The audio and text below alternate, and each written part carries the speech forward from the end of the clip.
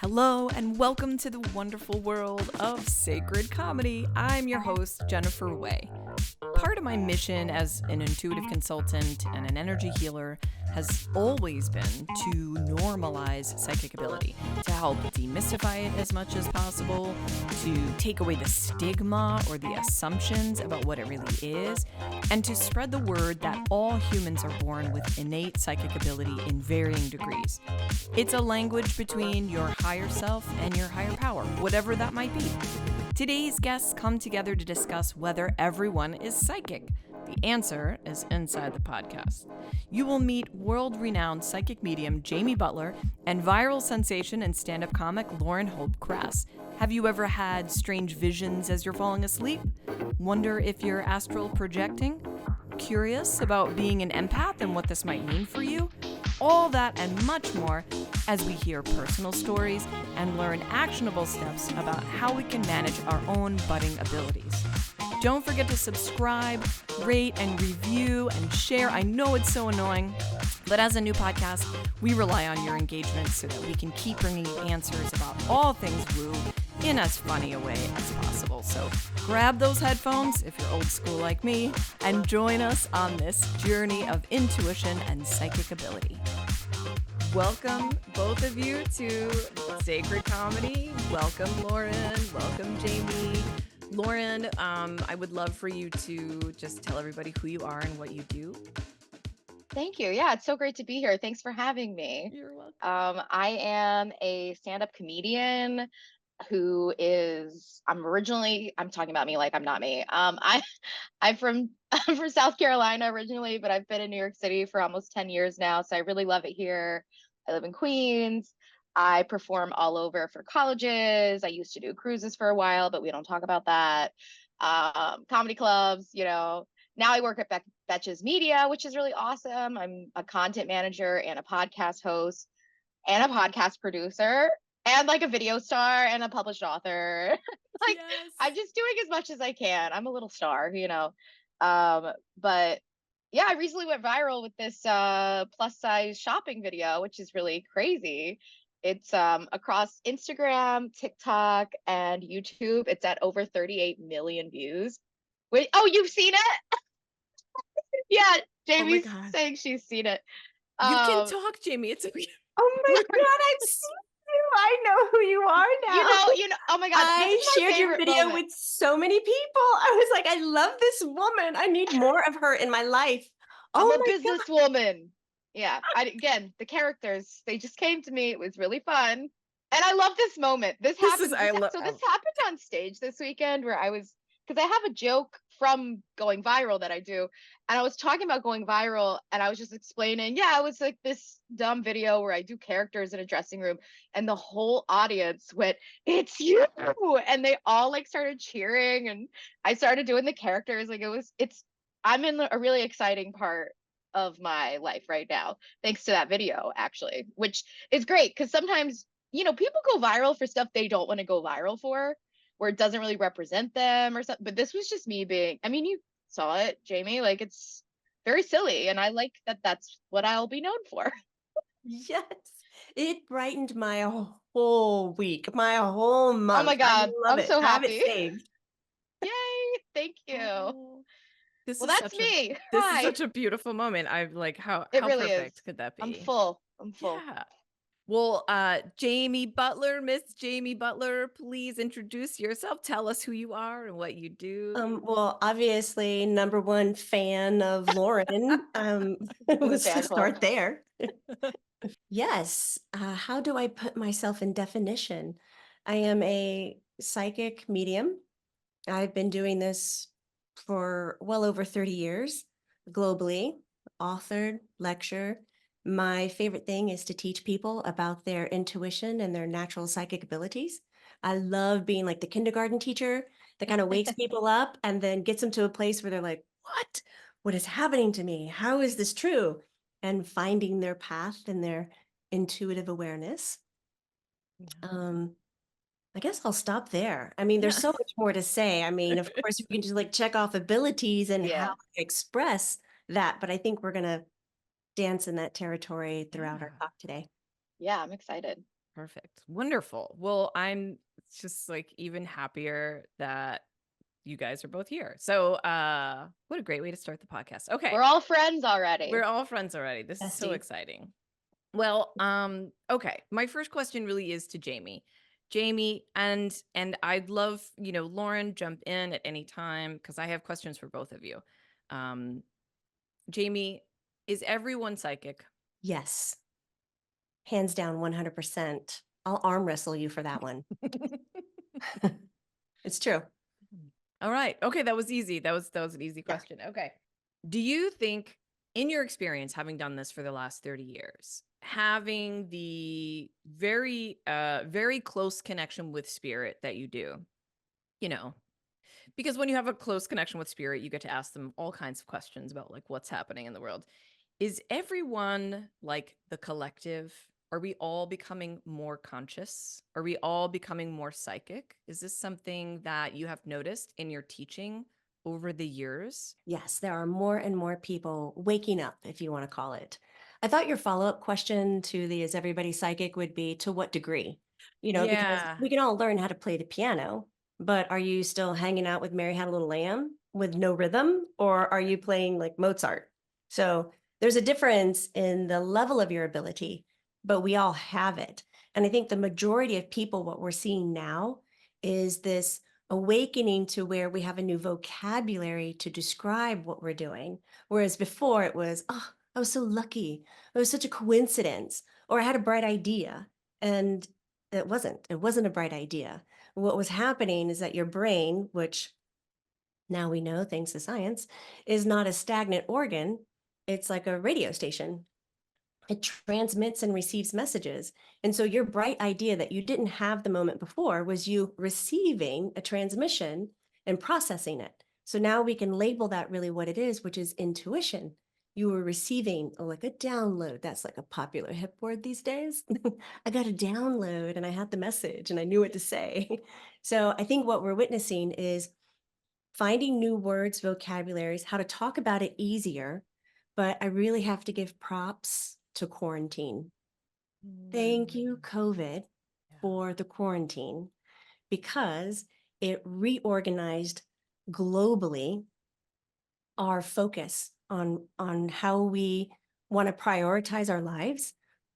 We went from giving all of our energy to an external world, to our job, to our boss, to our kids, to our labels, and fulfilling those demands, to looking at ourselves and going, wait a second, I actually don't like this, and starting to practice self-prioritizing. And when we look and give our power inward first, we discover these incredible little intuitive, psychic, heart-centered abilities.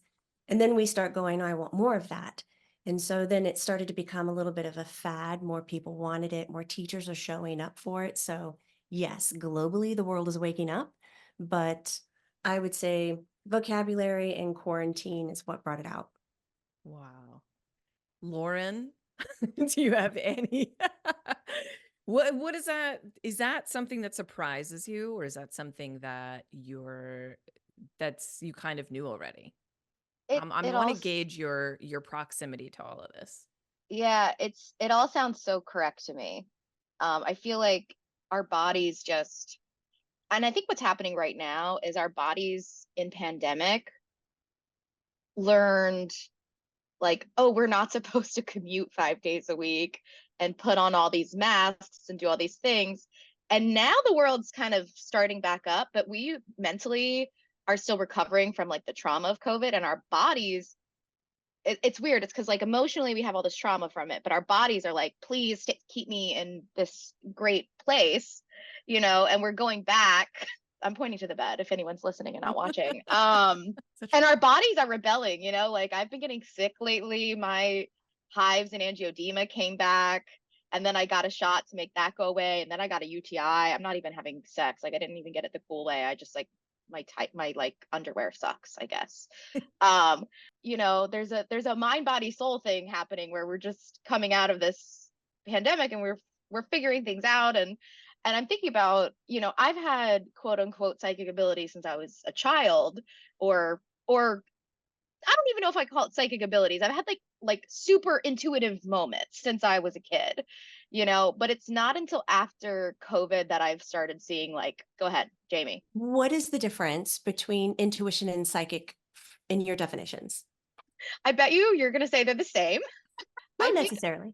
for me, intuition would maybe, I know it definitely feels more comfortable to say I'm very intuitive more than it feels comfortable to say like, oh, I'm psychic, like I have a little bit of fear around that word, just identifying as it. I have no judgment with the term and people who are, I have a psychic, like I love psychics. But I've always been shy to use it for myself. So I say intuitive.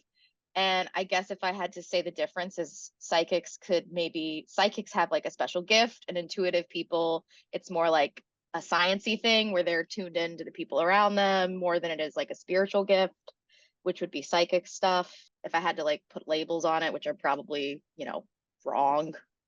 No, I don't think there's a hard and fast wrong or right. I just really wanted to know where you were coming from so I could listen to you better and what you were Yeah. explaining. It's me just judging myself. That's all it is. But yeah, after COVID, I started to lucid dream a lot more, and I've kind of, I almost feel bad because I don't know if they're good or bad, but I was starting to get these like waking visions where my eyes would be closed. Nobody can explain that to me. Jamie, maybe you can help. Where at night, I close my eyes and I'm awake, but I'm watching stuff happen. I'm watching people pick up bags and move them, or sit at a table, or hold a baby, open a door, put the baby in the door, close the door, just like watching people move around and do things. And I'm like, I don't know what the fuck I'm watching, but it used to scare me a little bit. And I noticed that it stops if I don't use my nightlight. Like if I'm in total darkness, I can't see these visions. But if there's a little bit of light, I can watch stuff happen with my eyes closed, and that's definitely after COVID. So I'm like, oh, maybe my body got tuned in with some stuff. Maybe I'm doing remote viewing. Maybe it's past life, or I don't know. It creeped me out. Well, listen, was this happening when you were trying to go to bed? Like, were you Yeah. actively trying to go to sleep? Yes. So this could be hypnagogic hallucinations.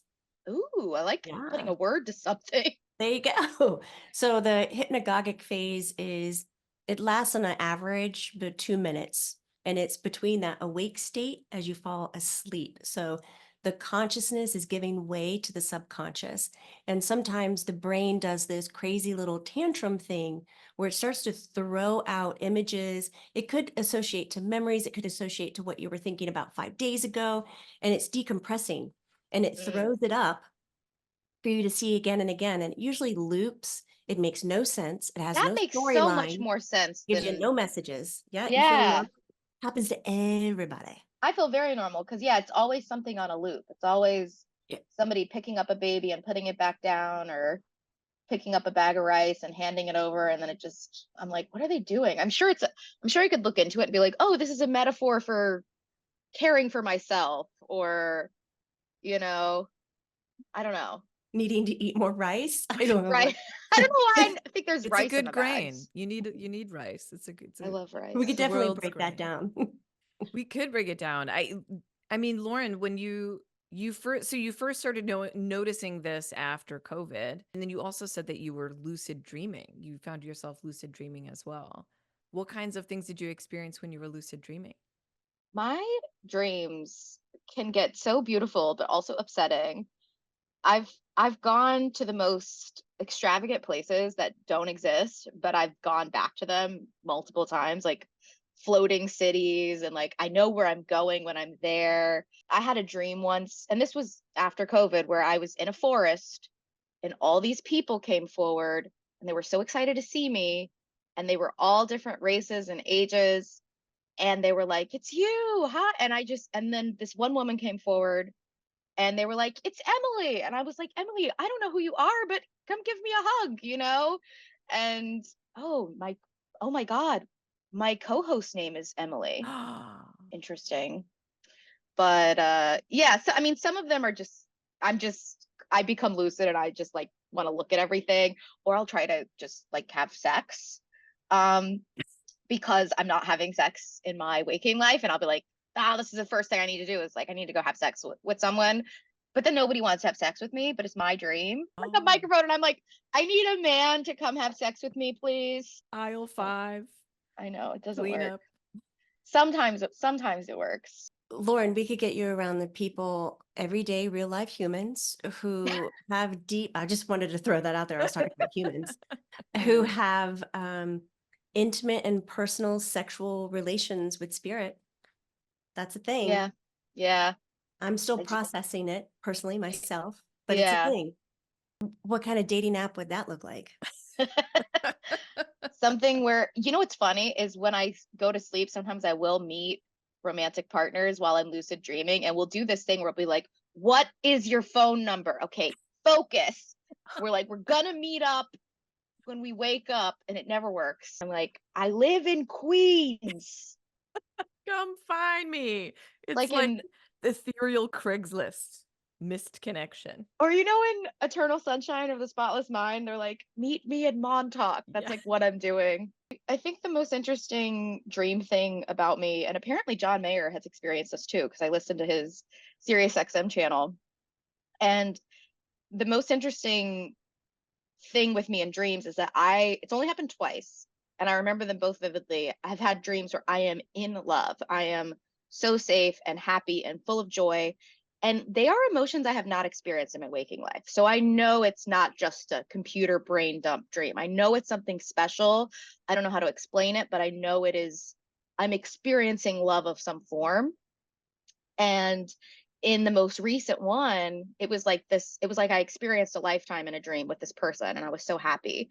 And then I was about to wake up and I became lucid, and I start sobbing, and I go, it's not real. This isn't real. And then the guy says, what do you mean? Of course it's real. And he was so earnest. And then I woke up and I was brokenhearted. And John Mayer has a song called Dreaming with a Broken Heart, which we all thought was a song about just like going to sleep after a breakup. But he explained the same thing I just explained, that he has these dreams too, where it's like, who is this? What is happening in this dream where you feel these big emotions, but then they're not quote unquote real. You wake up and, you know, you're single and the apps suck. It's heartbreaking. There's so many theories about that. There are so many documented stories about having altered experiences that are real to life in dream state. And so they kind of blanket under the term as astral projection within dream state, where you leave the physical body, you project your energy, your thoughts, your consciousness into a different dimensional plane where you already have this relationship and existence. And some of the telltale signs of that this is what's happening is that it completely rewires your nervous system and changes the way that you think and hold your posture, your personality, your character throughout the rest of your life because of that moment. Because it is real to life, just as your really genuine, beautiful man told you before you left. I know. Poor guy. He's probably like, where is she? That version of me is still there, hopefully. But yeah, it's only been twice. I remember one was 2017. It was like a glimpse of a life with this person. And then this one was maybe like 6 months ago or something. Like they're very specific and very vivid, and the emotions are huge, you know? That's really difficult to come back from. That's like so having a near-death experience, leaving this life and experiencing something completely different that vibes with you, and then having to say goodbye to it unwillingly. Yeah. That's why I've had a little bit of apprehension around exploring my spiritual gifts, is because it is very emotional for me, you know? Like these dreams where I meet people who I feel like I know, but I don't know. And, you know, sometimes I'll hit these like high euphoria moments when I'm dreaming, and then it's really hard to wake up, and I want to live here in reality, where now I'm built like I'm doing great, you know? Like I'm in a reality that almost feels like a new reality. Like I went to a press event like 4 days ago with Cosmo and Vogue, and Katie Couric was there. And I walked in this room and they all knew who I was. It was a new reality. It's a dream. It was like a dream. Yeah, it was like I was walking through like a waking dream. And so I am very happy about where my life is now, but I do get nervous to disappear into like being obsessed with lucid dreaming, or You know, I also was raised Christian, so I have this like internalized fear of like, is something demonic? Is something evil? I believe in good and evil, you know, so I have all these internal struggles around like mystical things, but I'm at the same time very naturally mystical, you know? Can we make that a t-shirt? I'm very naturally mystical. I End of am. story. Jamie, I wonder if you could speak a little to this fear, because I think that's one of the most common, especially when people are exploring this or they're having experiences. What do you say to somebody when the fear can sort of get in the way, or what kind of advice would you give them for that? Whether it's the fear of learning too much or fear of coming across something maybe they don't want to experience. I think Yeah. the fear is, if I were to say it out loud, it sounds really embarrassing, but the fear that I would open myself up to something malevolent that would become a part of me that I can't shake off or something, you know? I think I'm describing a demon. Fuck. Well, I Oh would man. sit down and really hold your hand and walk you through your belief systems. I mean, Yeah, seriously, what you believe in is what you're going to experience. Your belief systems shape what you perceive. And because you're perceiving it a certain way, that is what it's going to be to you. And I can stand right next to you and go through the same thing and have a completely different experience. totally. Yeah, and another thing that I have started to do in my dreams is if I encounter something that feels like an evil force, and I don't even um necessarily identify with any religion or anything like that. But again, I was raised Christian. So it's like that spirituality part is still in me. And so I will have dreams where there is an evil presence and I will do an exorcism. I'm like a master at it. I'd have never been taught. I don't watch those movies, but I cast them out. And that's shaded by my experiences and how I was brought up. So that totally makes sense. I have so much to say, and there's like nowhere to begin on it, too. I'm done talking. Don't be done. I will first state that I have energetically been around the block, and not meaning in sexual terms. I've had many experiences, and I have come across entities that we would place judgment on as negative, unwanted, malicious, demonic, Hmm. things of that nature. That is a real thing that exists. So huge Hmm. respect and props to, those who are out there working in that field. But Hmm. if you don't have the belief system of them, the strangest thing occurs is that they don't show up in your participation with spiritual or subtle light energy. Like the streams do not cross. Literally, the most powerful thing that you possess is your belief system. How do you rewire your mental body, your thoughts, Hmm. and put your emotional quality behind that thought? When you get those two things linked up, that head heart coherence, your frequency becomes not twice as strong, because 1 + 1 doesn't equal 2. When we're talking about subtle light energy, it's like 1 + 1 is 8. It just like triples and compounds. I know tripling and 8 didn't add up mathematically, which is why I'm not a mathematician, by the way. It's just so much stronger. And then when that happens, the head heart coherence, your physical body and your body's intelligence comes online. And now all of a Hmm. sudden you have all of this coherence. And so your belief of no demonic, no lesser than who I am becomes your truth. And that becomes your path, which is absolutely stunning and amazing. But I also work with a lot of people who can't ditch that belief system because it's ingrained with them, whether it Yeah. was indoctrinated through their religion or they witnessed something that scared the crap out of them. Yeah. And then it's like you have to speak their language. I remember one woman came to me and she believed she had been cursed, Mm. and she was like, my health is this and that. And from her, she lived in South America, I believe it was Colombia. Curses are a thing, and it's what you do when you don't get your way and you don't like stuff. You That's a way just to explain hardship too, to Mm. have a sense of control while your life is out of control. Yes, absolutely. But you have to speak to where the person is first. And so I Hmm. had to give her tasks and things to do that were similar to like a good curse, if you're listening, that Right. came with air quotes, and to get her on a path of, oh, I am in control. And whatever they say doesn't affect me because I'm not bringing it in. It's like you are what you eat. It's just you Right. are what you believe. Yeah. Wherever you put your power. I like that. Let's say someone is aware of that their belief systems do need to be looked at, not changed right away, but they're open to shifting their belief systems. What would you, how would you start? Sorry, Jamie, putting you on the spot. How would you, what would you recommend that they try? Oh, I was going to say, I'd first get my pom-poms and cheer them on because the number one thing you're wanting from them is the openness. A lot of what I ask from my students, they're ready. I want to move forward. I want to have these paranormal experiences so I know that it's real and I can validate it. And I'm like, really? You want to get caught up in that? Because you'll get one paranormal experience, you'll go, wow, that's amazing. And then your brain can't process it. And 3 days later, it's like, I need another hit. I need Mm. something else to remind me it's still there and it's constant because it's so elusive. So what I tell my students is, I just want you to observe. I just want you to watch. I don't want you to figure it out. Please don't problem solve, like set that down.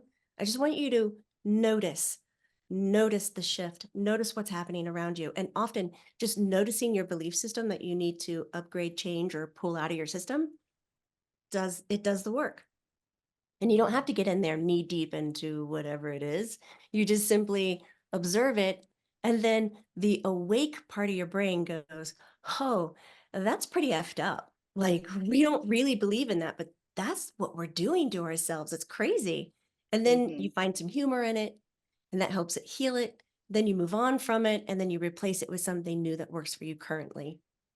So the I act like the of idea being of not open. having to find an answer to stuff too. You Yeah. know, like that was always hard for me, being having Christianity be my identity and then discovering like a more broad spiritual side. It's like it's scary, but it's like you don't have to find a black and white, like, oh, now I'm Wiccan or now I'm like you can explore. You can, you can still pray to Jesus if you want to. You can like there's no rules. There's no rules. But who was there to tell you that? You know? Not the people in church.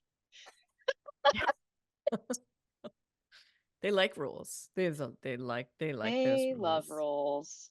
I'm so curious. I wrote this question down, Jamie. It's like an impossible question, but hey, why not? God, what is the future of religion? Aw. That's my one word answer right there. Aw. No, just from watching it in the last decade, Mm. Catholicism has dropped, I think, about 30%, and less people are showing up.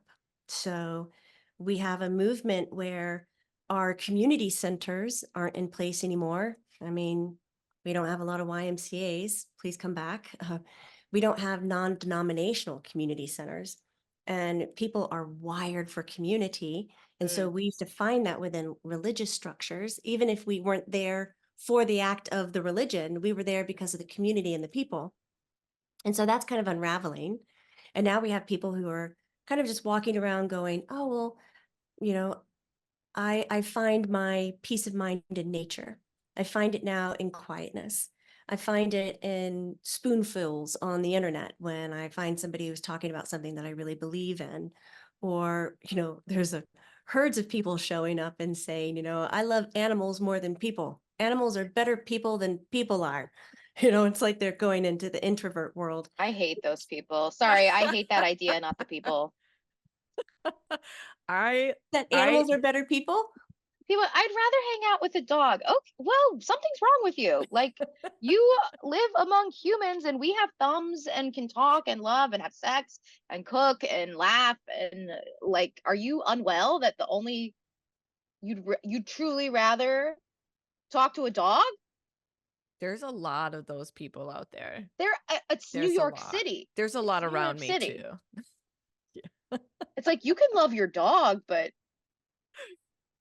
it's a I'm dog. It's just a dog. I find them hilarious. I love those people. I love I just people who are lost half the extremely audience negative. listening, but I'm not saying I don't like dogs, but I do like people more. You were very clear in how you prioritize that. I appreciate it. Sorry. No apologies. It's No really apologies. nice to hear where you're coming from. Yeah. Like, keep it. Yeah. Yeah.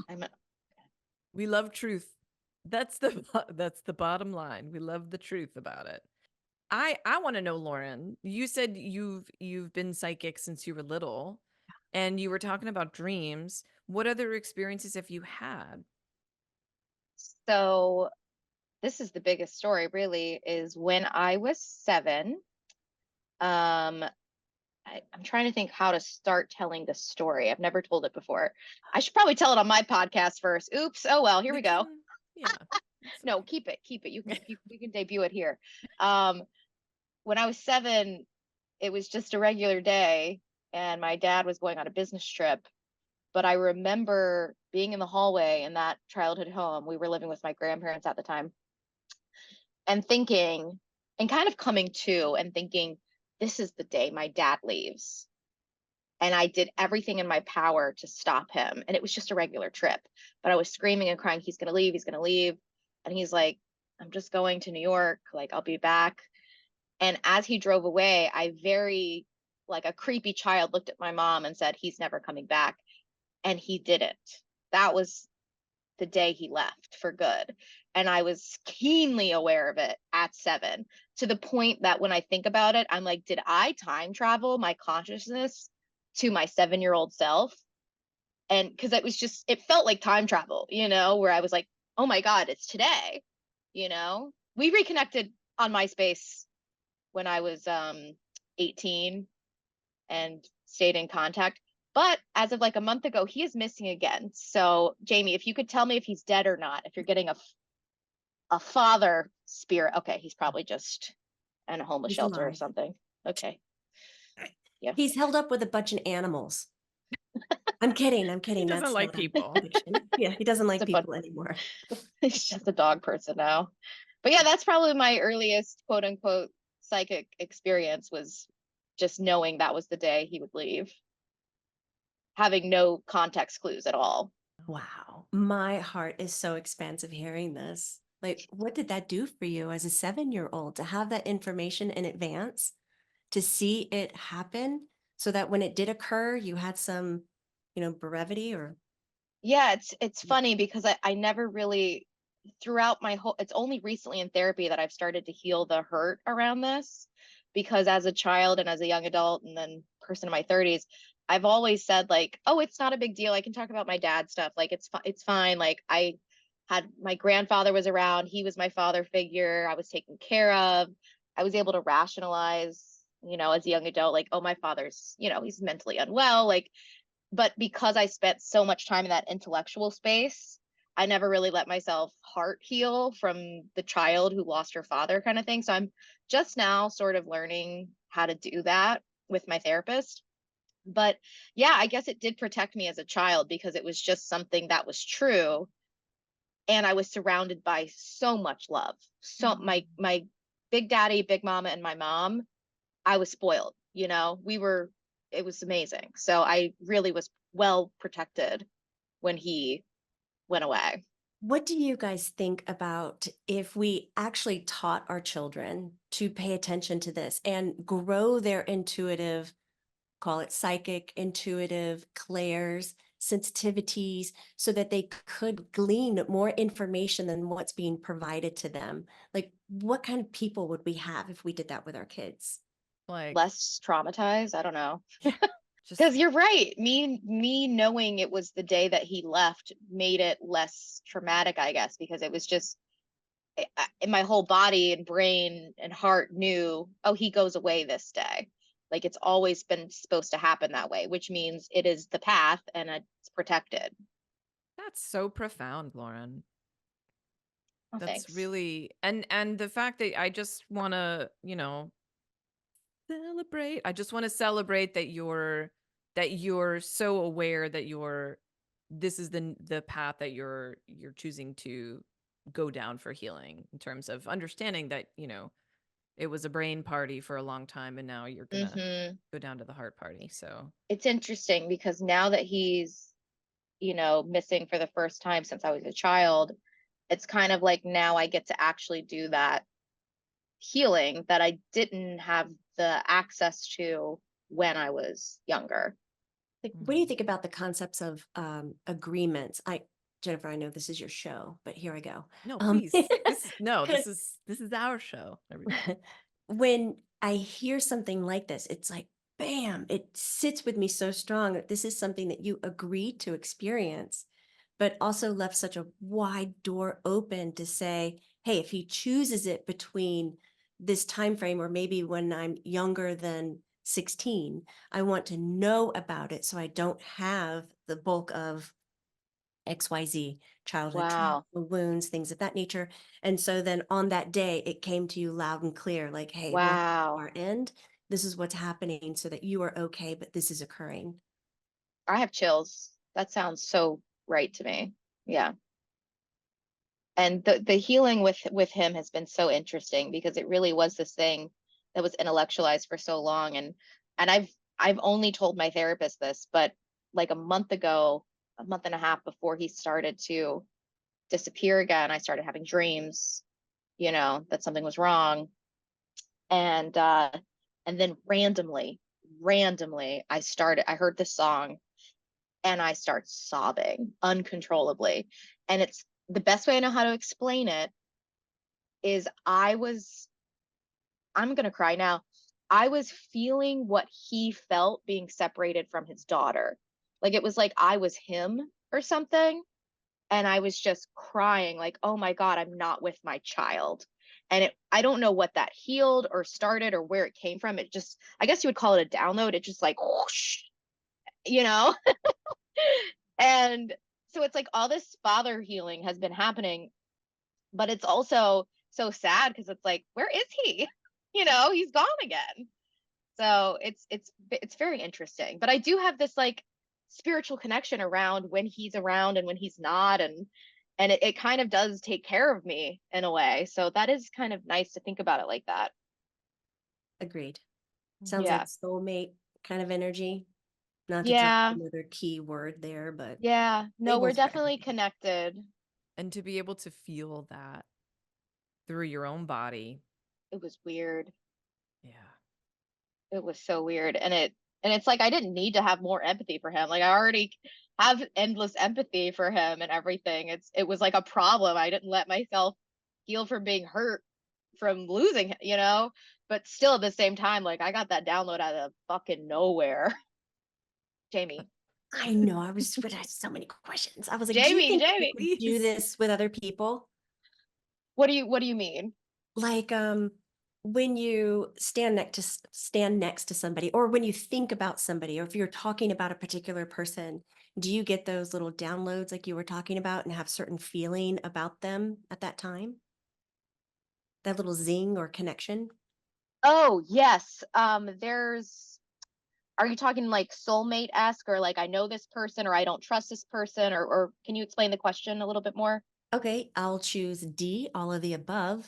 Um, yes, I am thinking of someone or talking to somebody and I'm getting extra information more than what they are telling me straightforward. Absolutely.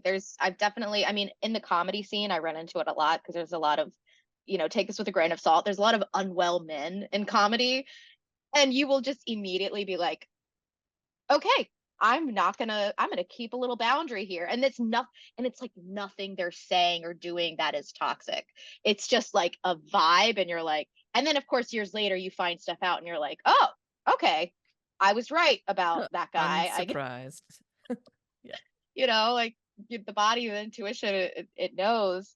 And then there's also, I have a friend, he is a male friend, who is very handsome, but we are just friends, and he probably won't listen to this. But when I met him a couple years ago, it really was like remembering someone, and we immediately clicked.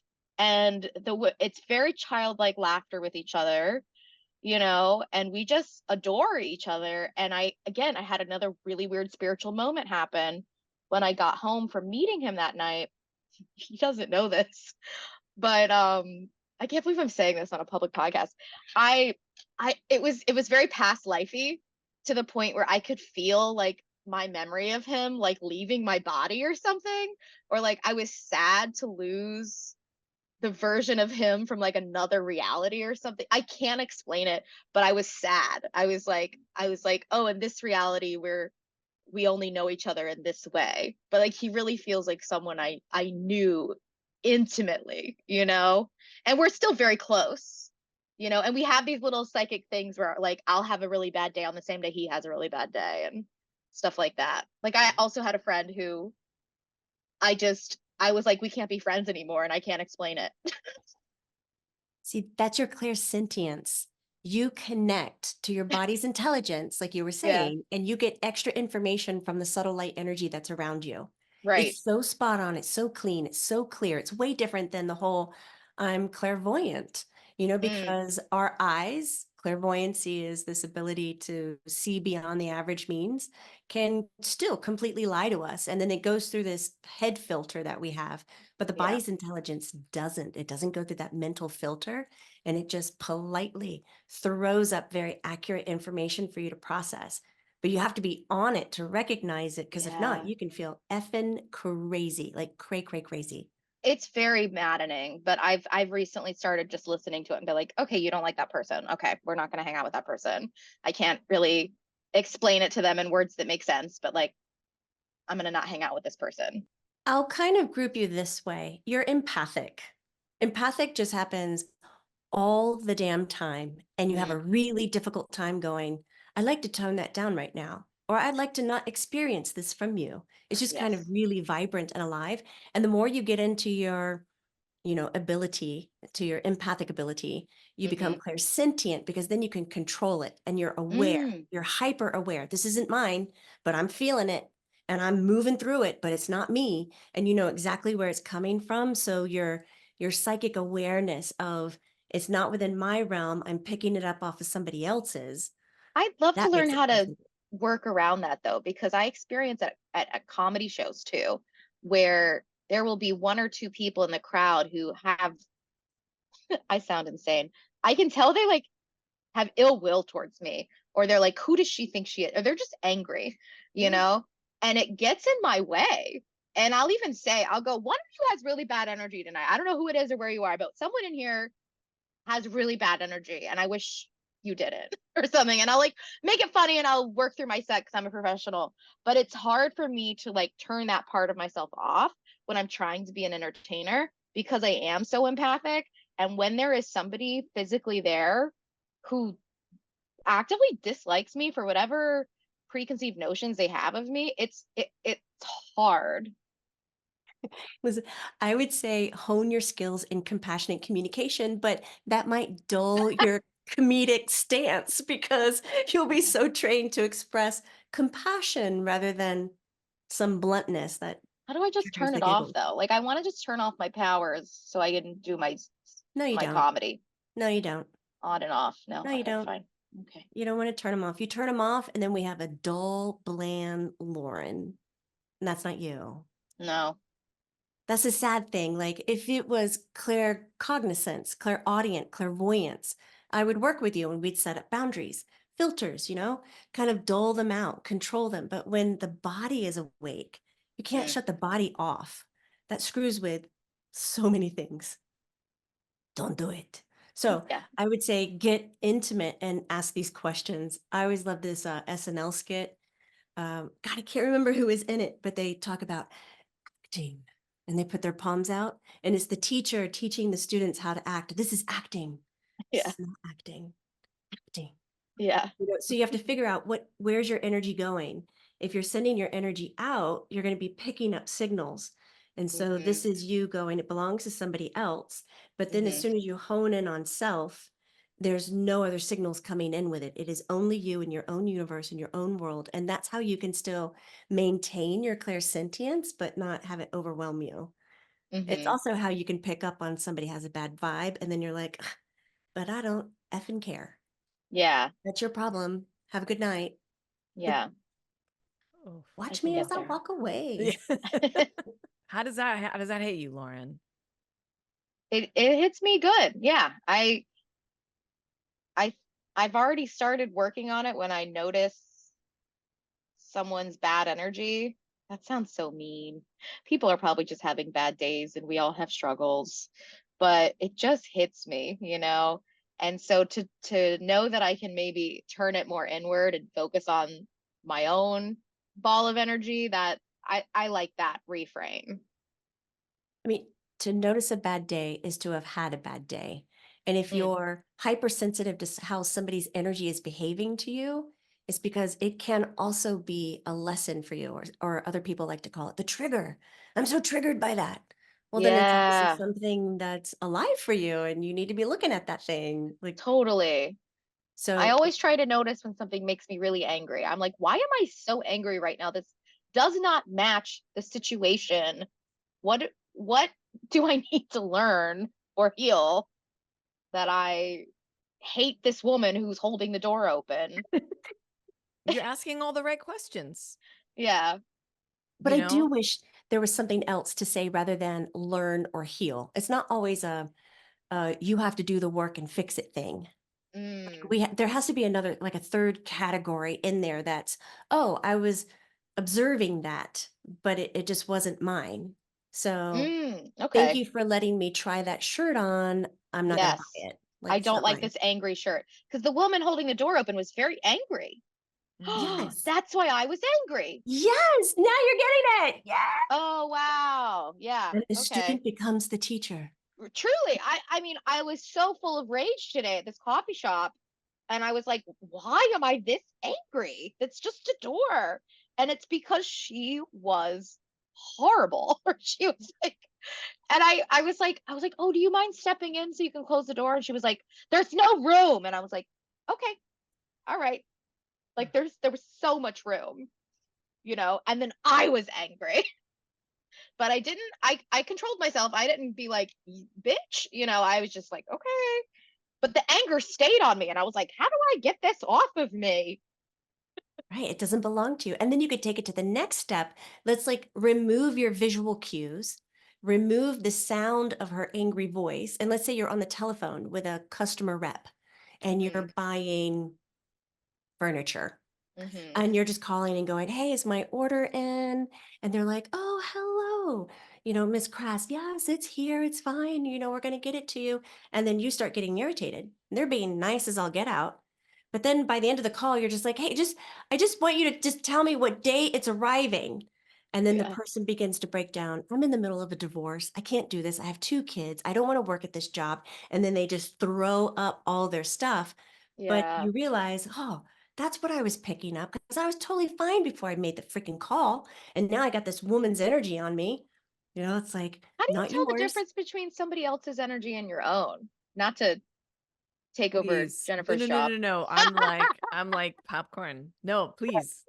It's a weird discipline that's required. And it's a sentence or a question that I tell my students is every time you need to first notice when you're having a response.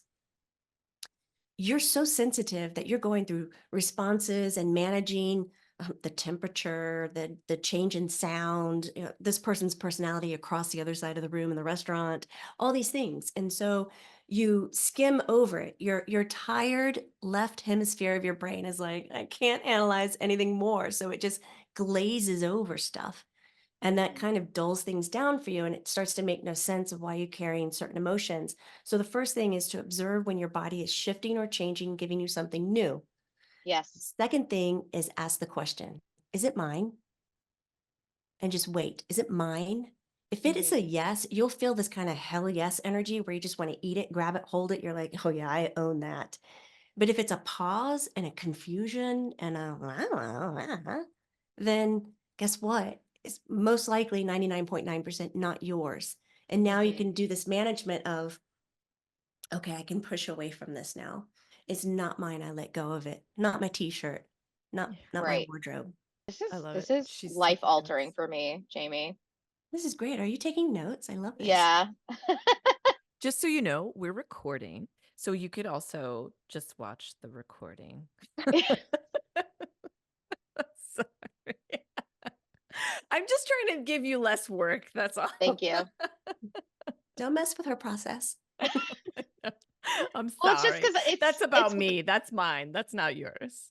I just have, I feel like I have these natural intuitive empathic things that are a part of my life, but I've not, like, I work with a cognitive behavioral therapist to like work through finding the thing. Yeah, he's amazing. Finding where the emotion is in the body and all of that. And I've worked with a registered dietitian with intuitive eating, which is like very mindful. How does this make me feel? How does this make me feel?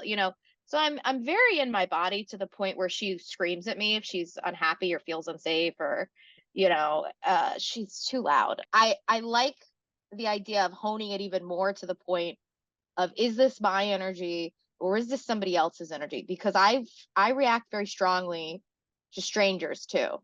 The I'm making it sound like I cry maybe twice a week, so all these crying stories matter. I'm not crying 7 times a day, just so the listeners know. But last week on the subway, I cried because there was a little girl strapped to her mom's back. The cheek glazed chocolates ladies who come through the train, and they got their babies on their backs. And I don't always feel bad for the babies because the babies are just babies. This girl was like 3 and she was so uncomfortably on her mom and just whimpering. I felt that little girl's energy and I just started crying. Like she felt so helpless. I mean, I was able to experience it and be sad. I didn't sob, but I had like a couple tears. And then I went on with my day, but I still think about that little girl. Like I have these encounters and they stay with me. Mm-hmm. They're real.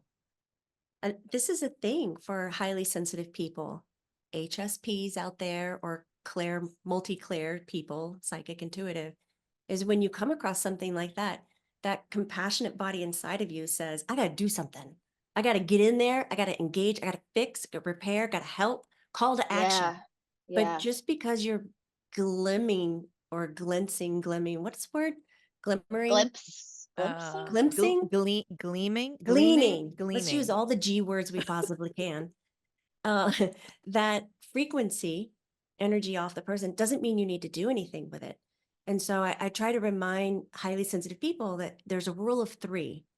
So if you get that hit once and you're standing there in front of the person, whether you're hearing the message, knowing the message, smelling, tasting, feeling, whatever it is, however you're getting your messages, and it happens again the same way. Information's not altered. Your emotions aren't altered. And you're like, oh my God, I'm really taking note. And then it happens a third time. You're like, okay, now that is a call to action moment. Other than that, if you're getting it just once or just twice, guess what? It's your job to honor that that was somebody's path and that they were doing exactly what they signed up for. And you were a witness to it, but you didn't need to do anything. That one has been so difficult for me to navigate, hearing voices and having spirits come to me and go, hey, I need your help. And it's like, like you've got to come at this 2 other times before I feel safe enough and that I'm not interfering with somebody's plan or destiny or lesson. Yeah. Because if not, I'd be so tired. I have run into walls with it where I've tried to call to action, help people who I can feel are suffering, and it will blow up in my face more than a couple times. Rules of 3. See, isn't it fun being psychic intuitive? It is. Wait, what am I again? Claire abundant? No. You're empathic. I'm and empathic. You're going to learn those filters or boundaries around being empathic and turn that into being clairsentient, which is more of a knowing. Okay. So I'm on my way to clairsentience, but I'm not there yet. Okay. Cool. Okay. My mission is similar to Jamie's, which is making sure everybody knows that they have the capacity as a human being to grow and experience their psychic intuitive perception and their clairs. Yeah. I learned so much in this short session. Jamie's an amazing teacher. I wasn't angry. She was angry. Yes. I mean, that whole thing that Jamie was saying about, is this mine or is this somebody else's? Because you're already so familiar in your body's going to give you that answer right away. It's just about the inquiry and the noting, the noticing, and the observation. Yeah. It's very subtle, but you're going to do it. I know am. you can, Lauren. I'm excited. Yes. This has been really amazing, you guys. Lauren, do you have any last questions? And Jamie, do you have any last sort of things you want to say? I guess my question for Jamie would be like, is there anything else you want me to take away from this chat this lovely, amazing chat that we have had today? Anything possibly that I've missed or anything that you want me to know? I had a few dance through my head. I think the balance of being sensitive and intuitive versus what the human experience around you is asking you to be, falling into routine and fulfilling job descriptions rather than being authentic self, that balance. Yes. And the balance between the analytical brain versus the creative brain, where our intuition is, there's just this battle.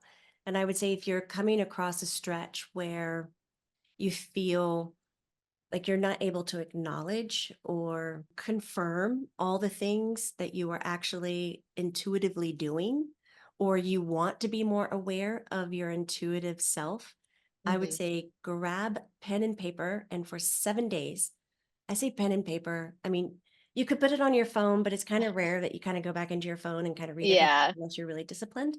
But jot down all the ways that you experience kind of that mystical energy.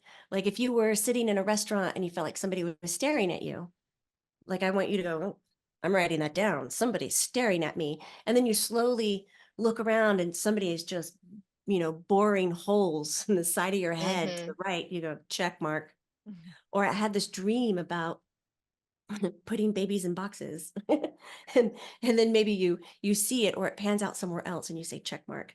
And so for 7 days you just let your analytical head highlight those things that it cannot describe or put definition to. And then at the end of the week go back and look at the paper, because that's how we've learned everything, right? You spent at least 12 years of your life, graduating high school, and most of us, and getting information and knowledge from books. And this is correct. This is the test work. And now we're going to grade ourselves with check marks. Go back and look at how much you actually did and played out. And then the left side of your brain will start to wake up and go, oh, Lauren, I had no idea. I didn't know that we were doing it this often. I didn't know that I was dismissing that for you. And then that Debbie Downer or doubter on the left side of the brain then starts to become your cheerleader. And it'll go, Lauren, we're doing that thing. Pay attention. This is happening. And then you pay attention a little bit more, that heightened use of your traditional five senses. That's your sixth sense.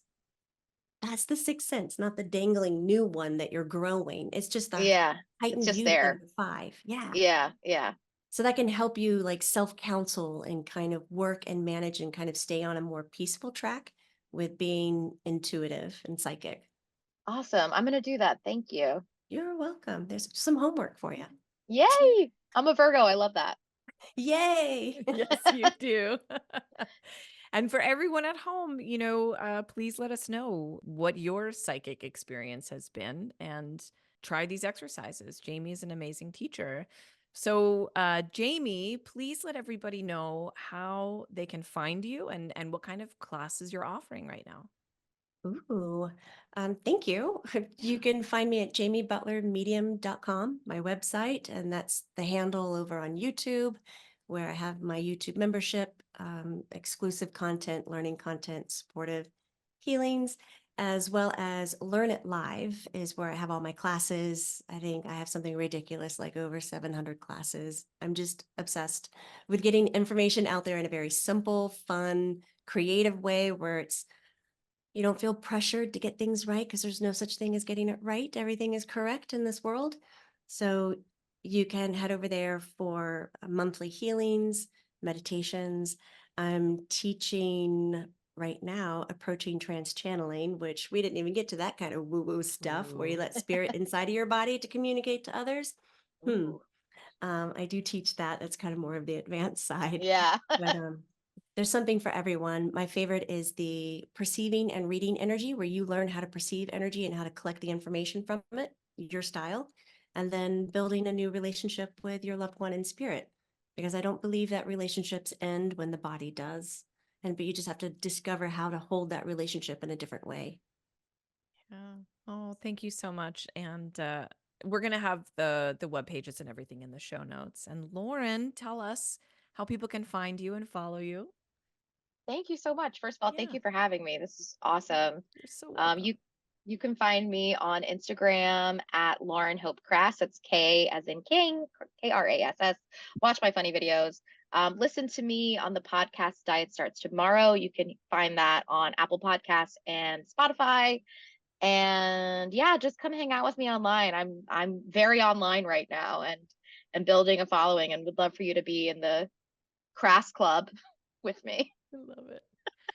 Thank you both so much. This has been this far exceeded any expectations I had. I didn't have any, but because I knew it would be fabulous. So thank you both so much.